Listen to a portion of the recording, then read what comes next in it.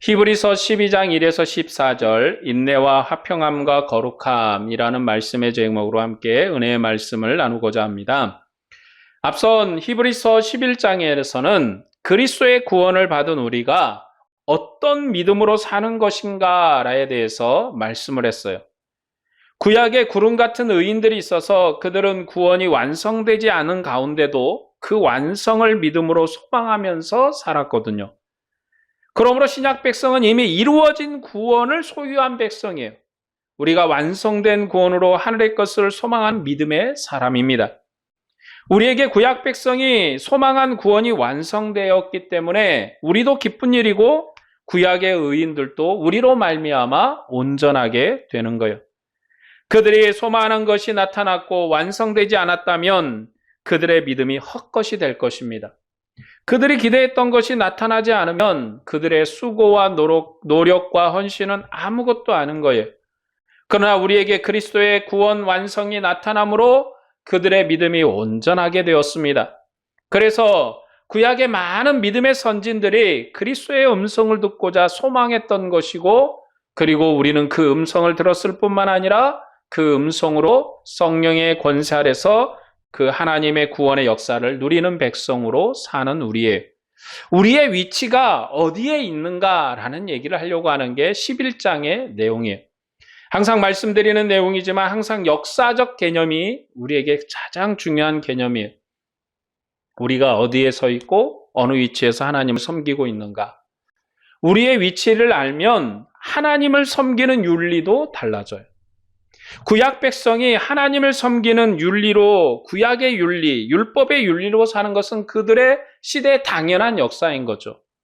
오늘 이 시대를 사는 우리가 하나님의 구원 역사의 윤리로 사는데 우리는 어떤 윤리로 사는가라는 걸 알아야 하나님을 섬기는 관계의 윤리 속에서 우리가 하나님을 더욱더 신실하게 올바르게 섬길 수가 있어요.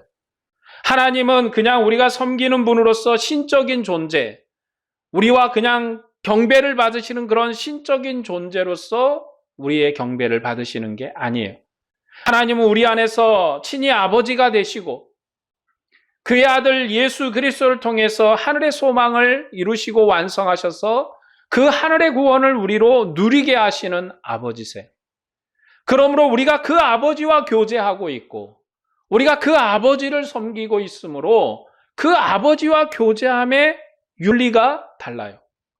구약의 모세가 가르쳐줬던 윤리 안에서 하나님을 섬기는 백성은 구약의 모세가 가르쳐준 윤리로 하나님을 섬겨요. 그래서 종된 관계로 하나님을 섬기는 게 그들의 영광이에요. 그렇게 섬겨야 되고 그렇게 섬기도록 관계의 윤리를 주셨어요. 그렇기 때문에 그 관계 윤리에서 그렇게 섬겨드리는 것이 구약 백성에게는 지극히 타당한 일이고 그들의 최선의 방법이에요. 왜냐하면 아직 빛이 나타나지 않았기 때문에 그렇습니다. 아직 구원의 역사가 나타나지 않았기 때문에 그래요.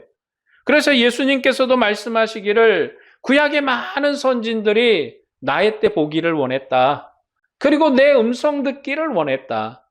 그러는데 너희는 이미 들었고 이미 나를 받고 이미 내가 너에게 준 구원을 누리는 백성으로 산다라고 말씀하신 거예요. 왜냐하면 구약의 많은 믿음의 선진들이 그리스도 나타나기를 그렇게 학수고대했거든요. 그리스도께서 오셔서 우리에게 큰 구원의 말씀 주시고 또 구원의 큰 능력을 우리에게 완성하셔서 새로운 시대를 열기를 그들이 소망했습니다.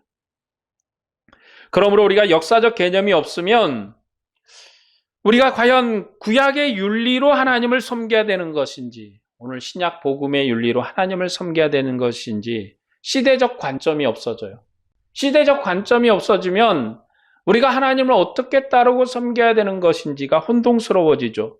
구약을 보면 구약을 따라야 될 것 같고 신약을 보면 신약을 따라야 될 것 같고 그 두 사이에서 갈등하는 사람들이 의외로 많이 있어요. 두 사이에서 이렇게 섬기는 게 맞나? 이렇게 섬기는 게 맞나? 하고 갈등하시는 분들이 상당히 많아요. 왜냐하면 역사적 개념이 없어요. 우리는 구원 역사, 하나님의 성경을 철학적으로 논지했거든요. 그러면 철학적으로 이해하기 때문에 신은 전능해야 돼. 신은 무소불위해야 돼. 라는 그 개념으로 철학적으로 정의를 해놨어요. 어쩌면 성경의 개념, 히브리적 개념으로 하나님을 이해한 것이 아니라 우리는 철학적으로 하나님을 이해했어요. 그래서 하나님이라는 그 분은 존재적으로 전능하셔야 돼. 무소불위하셔야 돼. 못하는 게 없으셔야 돼. 라고 못 박으니까 뭐가 없어집니까? 역사가 없어지죠. 여러분, 철학 사상에는 역사가 없어요. 철학에는 역사가 없습니다. 물론 철학의 역사 발전은 있지만 그것이 꼭 그 역사 발전이 철학의 정의를 논하는 건 아니에요. 철학은 진리를 추구하는 것이고, 진리라는 게 뭡니까? 철학적 진리는 변하지 않아야 돼요. 변하면 진리가 아니잖아요. 그것은 일리는 될 수가 있어요. 수긍은 간다. 하지만 진리는 변하지 않아야 돼요. 그 개념으로 우리가 성경을 이해하고 또 그 개념으로 하나님을 이해하다 보니까 하나님은 뭐 하시면 안 돼요? 변하시면 안 돼요. 하나님은 전지전능하신 하나님, 천지를 창조하신 하나님으로 고정돼야 돼요. 그 개념으로 보는데 성경을 가만 보면 하나님이 변하셔요. 종을 대할 때의 관계의 변화, 그리고 아들을 대할 때의 관계가 달라요. 왜 그럴 수밖에 없습니까? 하나님은 지금까지 우리에게 철학적으로 하나님을 소개하지 않았거든요. 관계적으로 우리를 소개하셨어요. 하나님은 우리에게 하나님을 소개하실 때 관계적으로 소개하세요. 아브람과의 관계, 모세와의 관계, 그리고 또한 여러 선지자들과의 관계. 그뿐만 아니라 이제 아들 예수 그리스도 안에서 우리를 대하시는 관계. 그래서 예수님이 우리에게 뭐라고 가르쳤습니까? 이제부터는 하늘에 계신 아버지, 내 아버지를 너희 아버지로 불러라. 이제는 이분이 너희의 아버지시다. 그가 십자가에 죽으시기 전에 제자들에게 하신 말씀이 그거예요. 가장 큰 영광스러운 관계를 이루시기 위해서 십자가에 달리신 것이고, 그의 고난을 통해서 이제 그의 고난과 죽으심과 부활하심을 통해서 우리를 하늘 아버지를 섬기는 관계로 우리를 부르신 거예요. 그렇기 때문에 우리가 하나님과 어떤 관계로 교제하고 있는가, 어떤 관계로 하나님과 이렇게 섬기고 사는가. 그렇기 때문에 히브리서도 이 11장에서부터 또 11장의 내용일 뿐만 아니라 전체적인 내용에서도 너의 위치가 어디에 있는가, 너는 누구인가, 그리고 너는 어떤 사람인가, 너는 어떻게 하나님을 섬기고 있는가를 우리에게 가르쳐 주려고 하는 것이고, 우리에게 지속적으로 질문하는 거예요. 너는 누구인가? 너는 어떤 관계에 하나님을 섬기고 있는가? 우리에게 어떤 영광이 왔는가? 그걸 알면 왜 우리가 율법 아래서 살아서는 안 되는가? 지금 이 히브리서의 내용은 초대교회의 내용이기 때문에 율법주의가 어쩌면 율법주의라고 말할 것도 없어요. 율법이 그냥 생활이니까.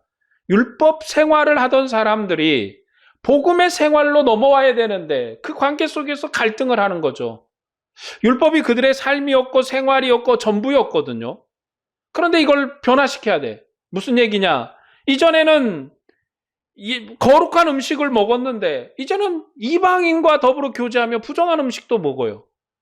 그런 삶의 변화에 대한 갈등, 이런 갈등을 갖고 있을 뿐만 아니라 이전에는 율법의 할례 의식을 통해서 구원을 받았는데 이제는 복음 안에서 할례가 필요 없다고 그러거든요.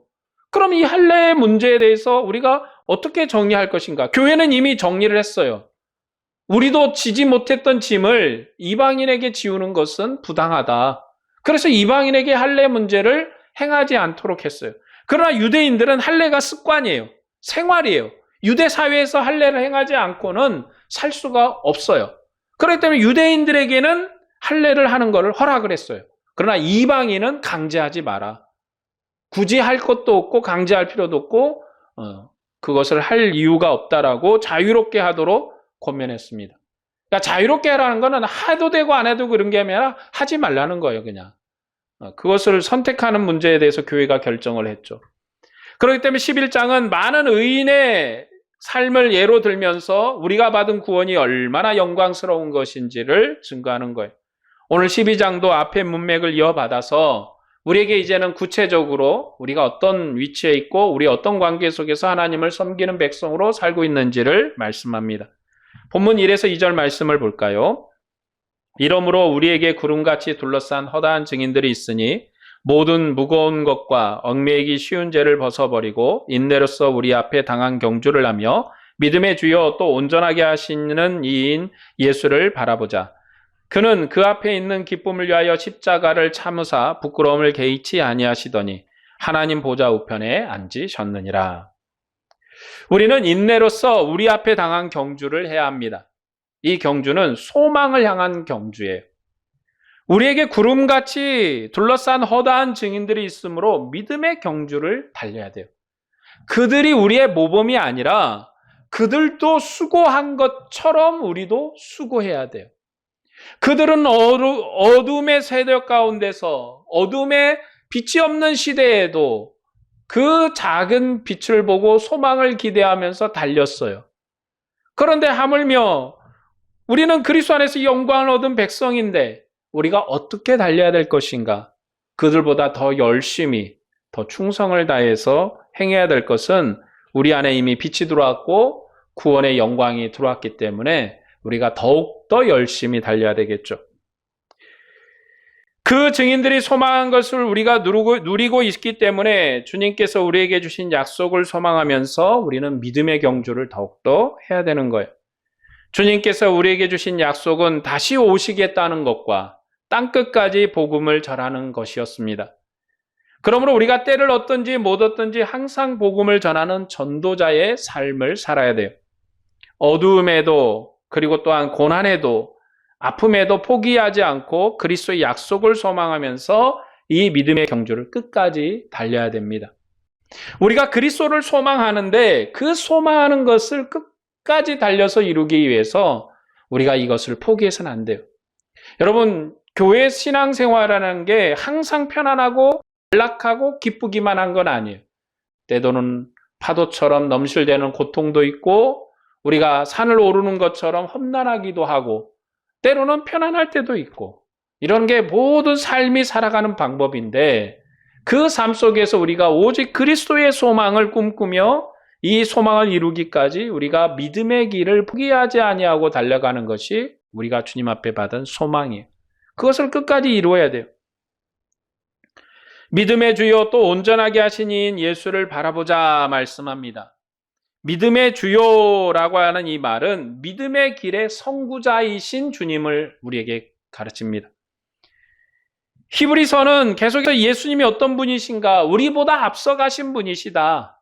그는 우리의 대제사장으로서 십자가에 죽으시고 부활하셔가지고 이제 하나님 보좌에 우리보다 앞서가신 분이시다. 우리보다 앞선 선구자시다. 우리보다 앞서서 가서 먼저 이루신 분이시다. 그가 우리보다 앞서가셔서 우리가 따라가야 될 믿음의 길을 이미 보이신 분이시다. 그러므로 믿는 사람의 믿음의 대상으로서 믿음의 주라는 개념으로 말씀하신 것이 아니라 우리보다 믿음의 길을 앞서가신 선구자, 우리보다 앞서신 분으로 말씀하는 거예요. 히브리서는 예수님께서 믿음의 대상이신 것이 아니라 그가 우리보다 앞서가신 분이라 말씀합니다. 그러니 우리도 예수 그리스도를 따라가야 돼요.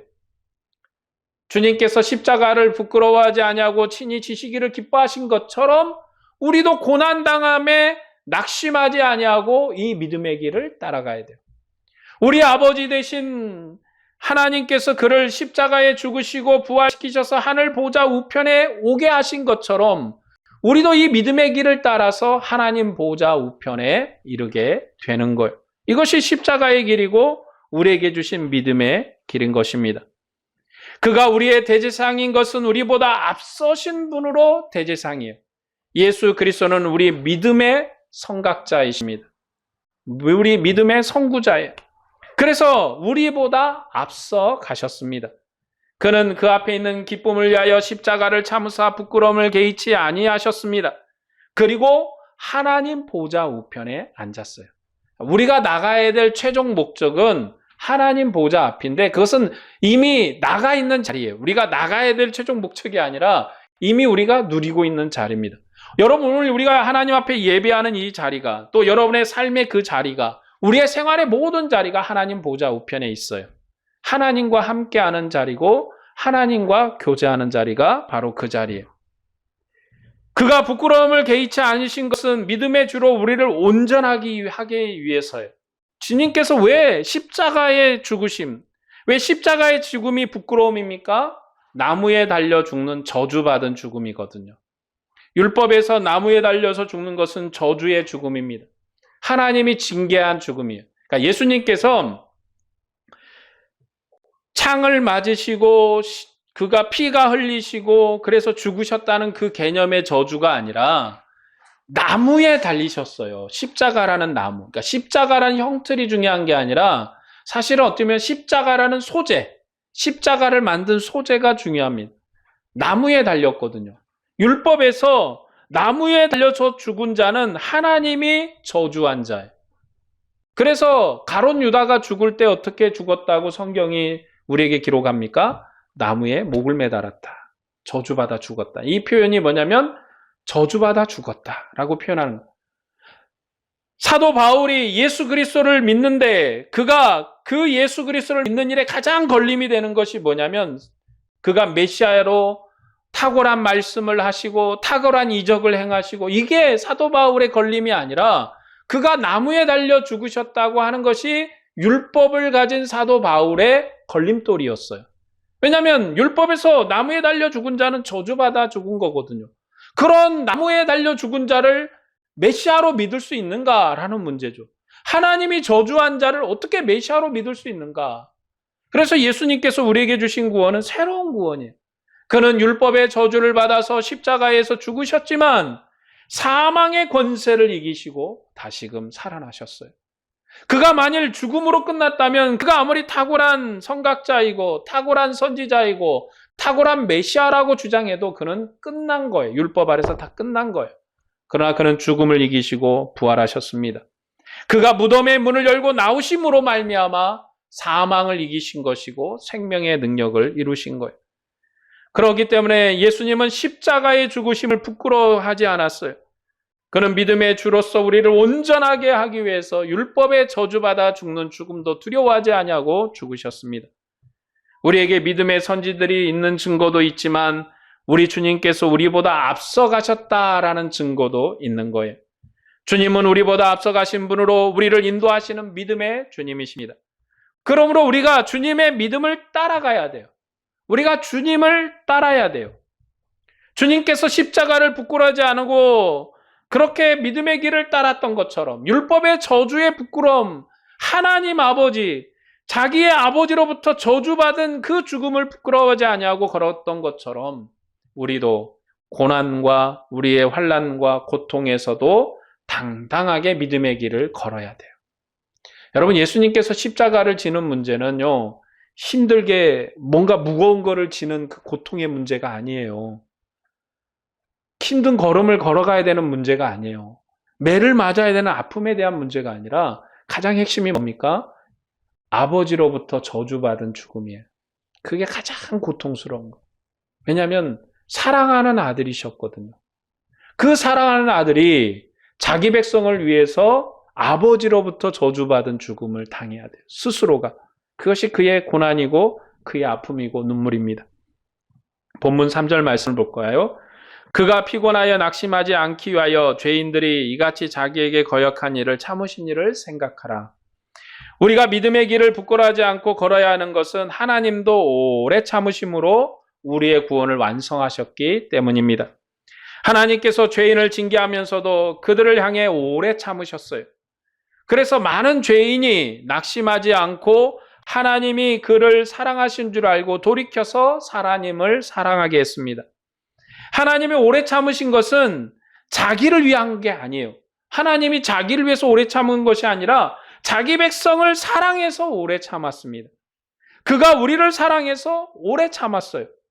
하나님은 우리를 향하여서 오래 참으셨는데 그의 오래 참으심이 우리에게 영광인 것은 하나님은 죄를 미워하시는 분이시거든요. 죄를 용납하시는 분이 아니세요. 죄인을 죽이시는 하나님이십니다. 그런 하나님이 죄인에 대해서 오래 참으심이 하나님의 고난이에요. 하나님의 아픔이에요. 여러분, 죄를 미워하시는 분이시에요. 죄를 싫어하시는 분이세요. 죄인을 절대로 용서하지 않는 분이세요. 그런데 그 죄인을 징계하실 때 죽음으로 딱 징계하신 것이 아니라 작은 매로, 작은 회초리로 징계하셨어요. 약하게 하셨다고요. 그것이 하나님의 오래 참으심이에요. 왜냐? 잠깐의 아픔으로 돌이켜서 하나님 앞에 다시금 사랑을 얻게 하려고 참으신 거예요. 하나님의 성질대로 하면, 하나님의 품성대로 하면 단번에 죽이셔야 돼요. 그게 맞아요. 왜냐하면 이스라엘 백성이 계속해서 반복적인 죄를 짓고 하나님의 말씀을 거역하고 율법을 지키지 아니할 때도 계속 참으셨어요. 그러면서 여러 선지자를 보내서 그들을 때리시기도 하시고 혼내시기도 하시고 또 그들에게 권면의 말씀도 주셨어요. 때로는 이방 나라를 일으켜서 그들에게 매질도 하셨어요. 아픔도 주셨어요. 그래서 때때로 어떤 사람은 죽기도 하고 어떤 사람은 잡혀가기도 했어요. 그러나 하나님은 이스라엘을 멸망시키지는 않으셨습니다. 그들을 사랑하셔서 품으셨고 그들에게 인내의 은혜를 베풀어 주셨어요. 사실 하나님의 성질대로 하면 하나님이 모세에게 하셨던 그 성질대로 하실 거예요. 야, 다 죽여버리고 너로 다시 시작하자. 하나님이 그렇게 하실 수 있거든요. 왜냐하면 아브라함으로 다시 시작해 하셔서 하나님이 모세 시대 때 어마어마한 민족으로 성장시키셨잖아요. 그렇기 때문에 모세 때 다시 시작하는 거예요.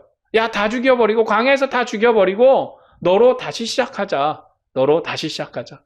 그때 하나님 앞에 모세가 제발 좀 참아달라고, 제발 용서해달라고 다시 한번 간구해서 이스라엘에게 큰 소망을 베풀어 주셨죠. 그렇기 때문에 하나님은 우리가 당하는 핍박 때문에 그리스도의 소망을 버리거나 물러서지 않게 하시려고 오래 참으시는 분이세요. 그러므로 우리도 하나님의 오래 참으심의 은혜를 감사하며 그리스도의 소망을 이루기 위해서 믿음의 길을 끝까지 달려야 되는 거예요. 왜 하나님이 우리에서 오래 참으셨는가? 우리로 믿음의 길을 달려가게 하기 위해서입니다. 4절부터 13절까지는 하나님께서 우리에게 얼마나 오래 참으셨는가 하는 내용이에요. 아들에 대한 징계 이런 걸 통해서 말씀하시죠. 11절 말씀입니다. 무릇 징계가 당시에는 즐거워 보이지 않고 슬퍼 보이나 후에 그로 말미암아 연단받은 자들은 의와 평강의 열매를 맺느니라. 이것은 하나님 앞에 순종하는 의와 평강의 열매일 뿐만 아니라 모든 대적하는 세력 가운데서 누리는 의와 평강의 열매입니다. 하나님께서 우리를 향해서 오래 참으신 것은 우리로 평강의 열매를 맺게 하기 위해서예요. 우리가 아픈 일이 있고 고난당한 일이 있고 우리가 인생을 살다 보면 왜 나만 이렇게 아픈가? 나만 이렇게 힘든가? 그럴 때도 있어요. 때때로 보면 하나님이 나를 심히도 미워하시는 것 같아. 나를 심히도 싫어하시는 것 같아. 그래서 내가 하는 일들이 잘 안 돼요. 아파요. 눈물 흘릴 때가 있어요. 괴로워할 때가 있어요. 그러나 그런 모든 일들은 하나님이 우리를 연단하는 과정이에요. 하나님 나를 버리신 게 아니에요. 나를 포기하신 것도 아니에요. 나를 외면하시는 것도 아니에요. 우리를 충분히 연단시키셔서 의의 열매로, 평강의 열매로 우리가 하나님 앞에 서도록 우리를 인도하시는 하나님이세요. 그러므로 우리가 당하는 이런 어려움과 환난이 우리를 향한 징계일 수도 있지만 그것은 우리를 멸망시키는 것이 아니라 우리를 연단해서 하나님 앞에 정말로 의의 평강의 열매로 누리게 하려는 거예요. 하나님 우리를 징계하시고 즐거워하지 않으세요. 하나님이 우리를 혼내시고 기뻐하지 않습니다. 왜요? 부모가 자녀를 징계하고 기뻐하지 않는 것처럼 기뻐하지 않으세요. 하나님은 우리를 자녀로 대하시기 때문에 하나님 우리를 맷때리시고 기뻐하지 않으세요. 그러나 하나님께서 우리를 징계하신 것은 평강의 열매를 맺게 하려는 거예요. 저는 생각할 때 보면 요즘 세대, 특별히 우리가 더욱더 선진화될수록 생각하게 되는 뭐냐면 자녀 교육인 것 같아요. 어린아이들이 식당에서 떠들어도 누구도 한 사람 나서서 부모도 그 아이를 이렇게 멈추게 하지 않아요. 하지 말라고 얘기하지 않아요. 그냥 하고 싶은 대로 키워요. 그게 마치 방목해서 키우고 스스로 키우는 것이 잘 키운다고 생각을 해요. 그러나 어린아이는요, 절대로 슬기롭게 생각하지 못합니다.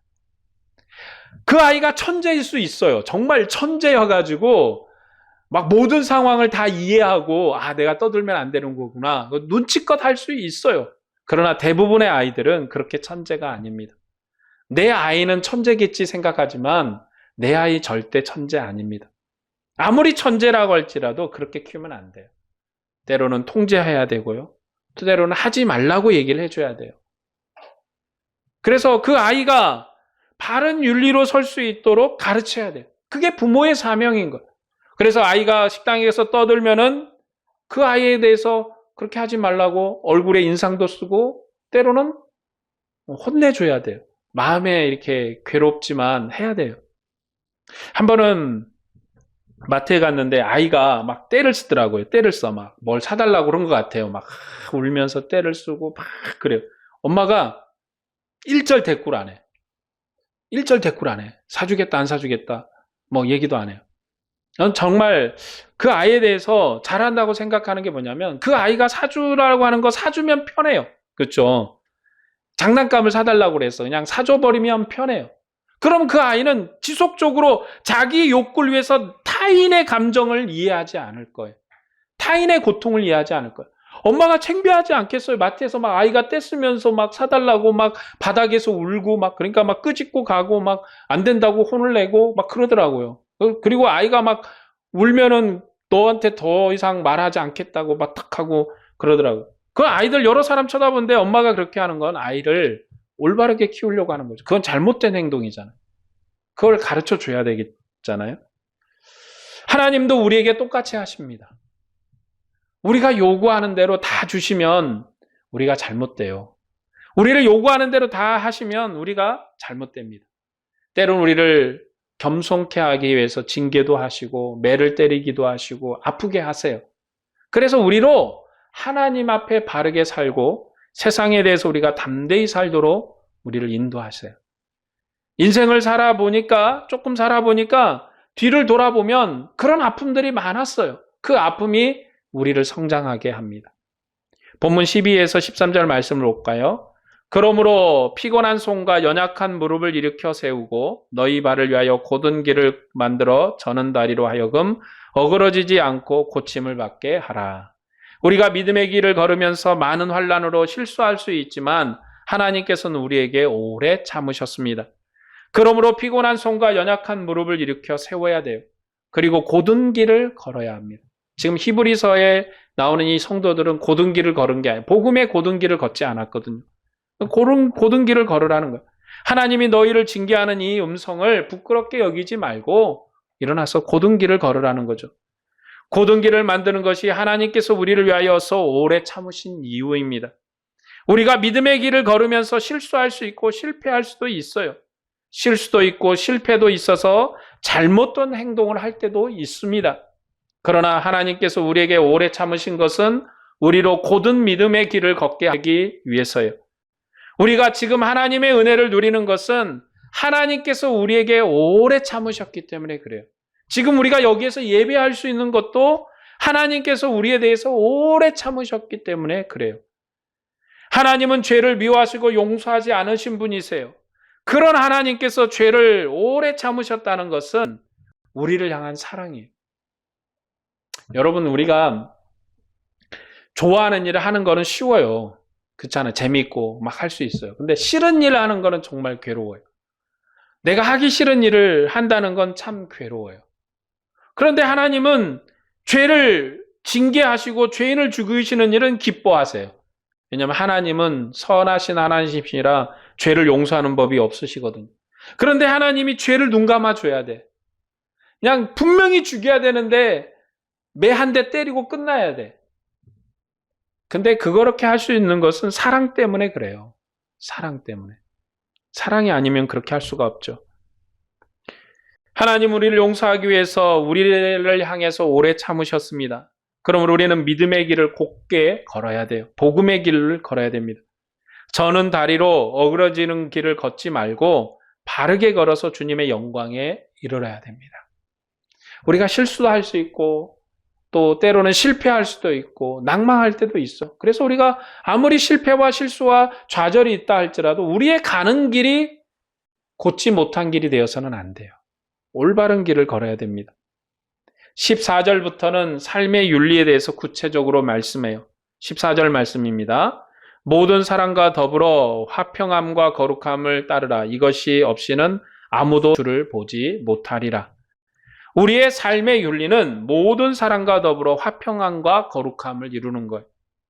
이런 삶을 이루는 것이 하나님께서 우리에게 오래 참으신 이유이기도 합니다. 왜냐하면 이것이 없으면 아무도 주를 볼 수가 없어요. 화평해야 돼요. 거룩해야 돼요. 마태복음에서도 그들로 너희 착한 행실을 보고 하늘에 계신 너희 아버지께 영광을 돌리게 하라 말씀합니다. 우리가 아무리 복음을 전하기 위해서 갖가지 수고를 하고 교회가 화평함을 이루지 못한다면 아무것도 아니에요. 여러분, 우리가 아무리 믿음의 사람으로서 기도하고 찬송하고 말씀을 열심히 연구하고 공부하고 하면서 화평의 사람이 되지 못한다면 아무것도 아니에요. 교회 관계에서 가장 중요한 게 뭡니까? 화평이에요, 화평. 화평은 곧 뭡니까? 사랑하는 거예요. 사랑함으로 용서하는 거죠. 다툼과 분쟁으로 교회는 설 수가 없어요. 다툼과 분쟁을 끝내기 위해서 서로 양보하고 용서하는 것은 지는 게 아니에요. 우리는 대부분 이기려고 해요. 왜냐하면 특별히 한국의 우리 교육 이 시스템이 항상 이기는 쪽으로 가르쳤잖아요. 공부에서 1등 해야 되고. 저희 기억에 의하면 중학교 때부터 이렇게 초등학교 때는 성적표에 순서가 안 매겨줬는데 중학교 때 성적표부터는 한 반에 몇 등이고 전체에 몇 등인지 항상 나왔어요. 모의고사를 보든 중간고사를 보든. 그러면 이걸 보면 내 성적을 아는 거죠. 그리고 전국 모의고사도 했잖아요. 전국 학력평가 해가지고 이 전국에 내가 몇 등 하고 있는가, 내가 전국의 학생 중에 몇 등 순위에 있는가, 그걸 가지고 이제 대학을 어느 정도 수준에 갈 수 있는가를 판단하기 위해서 하는 그런 테스트이기도 했는데, 여러분, 우리는 항상 이 전투적인 어쩌면 그 성과주의에 가장 많이 함몰되어 있다 보니까 교회에 와서도 성과주의를 논의해요. 그래서 우리가 어떤 다툼과 분쟁이 생기면 반드시 이겨야 돼요. 반드시 이기고 승리하리라. 이게 습관화되어 있는 건지도 모르겠어요. 그러나 우리가 서로 양보하고 용서하는 건 지는 게 아닙니다. 그것으로 화평을 이루는 것이고 거룩함을 이루는 것이에요. 교회가 세상에 서는 방법은 우리가 서로 사랑하는 것이고 세상에 대해서 모든 사람과 더불어서 화평과 거룩함을 이루어야 됩니다. 교회가 외형으로 화려하고 다양한 교육 프로그램을 진행하고 큰 세미나를 해서 세상에 서는 것이 아니에요.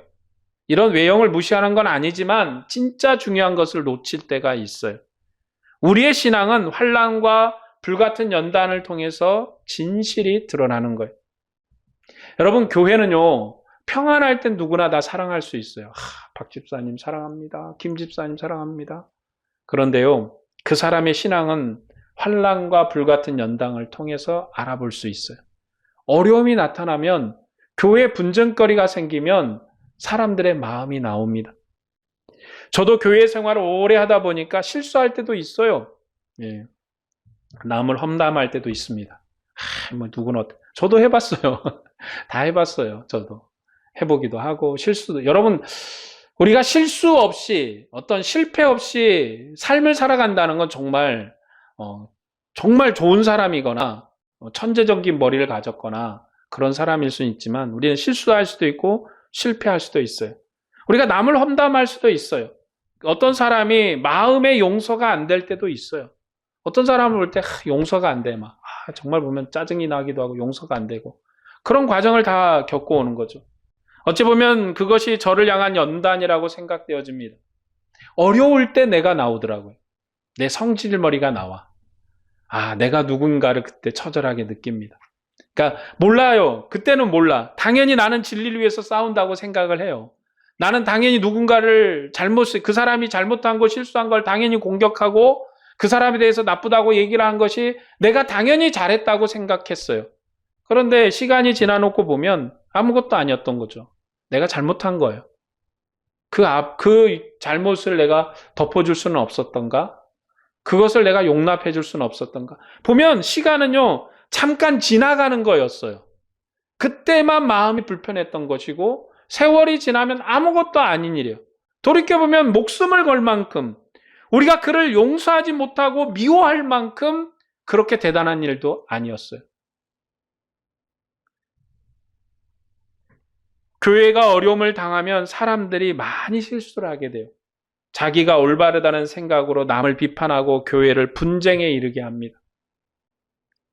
그러나 교회가 진리의 문제가 아니면 서로 사랑을 해야 돼요. 근데 이게 교회 분쟁이 생기면요, 정말 하나 되는 게 얼마나 어려운지를, 얼마나 힘든지를 배웁니다.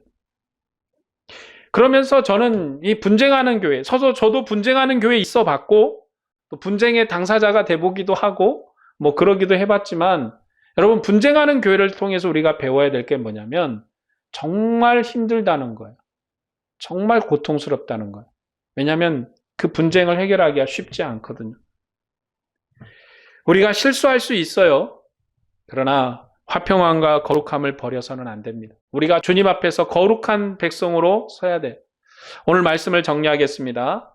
오늘 말씀의 결론은 인내와 화평과 거룩함이에요. 우리가 믿음의 길을 끝까지 달리기 위해서는 인내가 필요해요. 인내하는 이유는 우리에게 허다한 증인이 있기 때문입니다. 그들을 그리스도를 향한 한 소망을 위해서 끝까지 인내했고 믿음의 길을 걸었습니다. 그뿐만 아니라 그리스도께서 우리를 위해서 십자가를 부끄러워하지 않고 믿음의 길을 먼저 걸으셨습니다. 그러므로 우리도 환난과 고난에도 굴하지 않고 이 믿음의 길을 끝까지 걸어야 돼요. 교회가 세상에 사는 방법은 화평함과 거룩함을 이루는 것입니다. 이것이 교회가 세상에 보일 사랑이에요. 우리가 서로 사랑함으로 화평을 이루지 않고는 세상에 보일 진리가 없습니다. 교회가 진리에 바로 서지 못하고 사사로운 이익을 위해서 다투는 것은 거룩함이 아니에요. 복음의 올바름에 순종하고 진리에 바르게 서는 것이 주님께서 화평함과 거룩함을 이루는 것이고 교회는 서로 사랑함으로 화평하게 해야 합니다.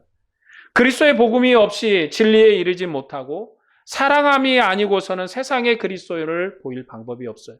우리가 하나님을 보려면 화평해야 돼요. 하나님을 보려면 우리가 거룩해야 돼요. 이것은 누가 시켜서 하는 게 아니에요.